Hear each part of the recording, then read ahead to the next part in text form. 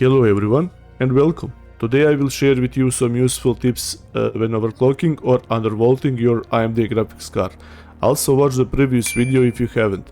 I would like to mention that this is my experience with the last couple of generations of AMD cards. Of course, I also had a couple of Nvidia cards, but we will leave that for another time. So no sneak oil, everything in this video is my personal experience. Enjoy! Before you venture into undervolt overclocking your graphics card, make sure that your processor is running stably, because any processor instability can cause the AMD driver to crash, and you will not know what is the cause. AMD cards are very sensitive to processor instability. With Nvidia, it's not the case, at least I haven't noticed in the last couple of years. So if you touched PBO, curve offsets, RAM timing, etc., you must be sure that after that PC works 100% stable.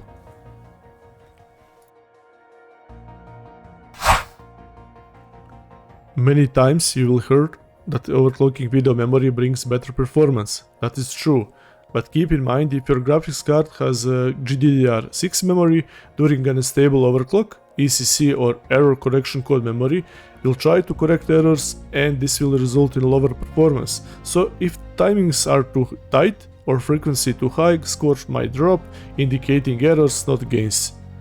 Keep that in mind. When testing overclocking stability, you can use benchmark tools such as 3D Mark, Unigine Superposition, 4Mark, etc. But no single test can perfectly replicate dynamic, unpredictable nature of actual gameplay and diverse user workloads. So my recommendation is to test stability and performance in video games. And one interesting thing is that I found CS2 to be perfect candidate for stability testing. Example, my current graphics card works stably at minus 90 mV in most games, but in CS2, minus 50 is the maximum. Come on, chop chop.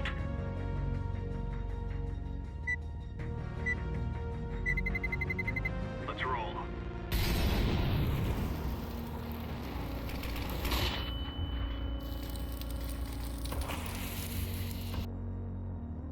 You can simply just play the game for a couple of hours or download the benchmark workshop map.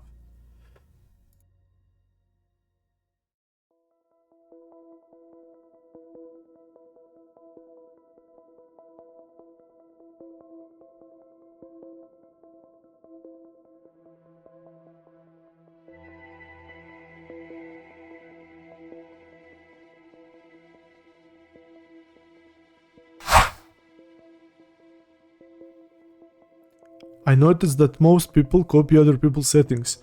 It can work, but you should know that every graphics card is different. We're talking about the same models, of course. This is something we call the silicon lottery.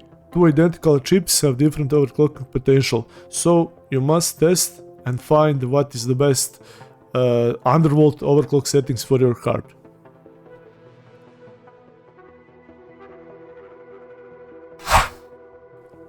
And for the end, one small tip: make sure you have AMD Smart Access memory turned on.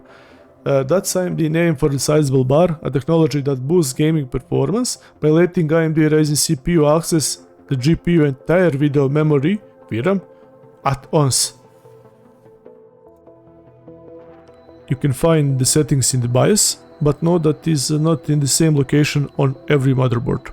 So best to search on the Google for your particular model and find where settings is located. That will be all for this video. I hope I helped at least someone. If you want to add something, write in the comments, and don't forget to like, share and subscribe. See ya!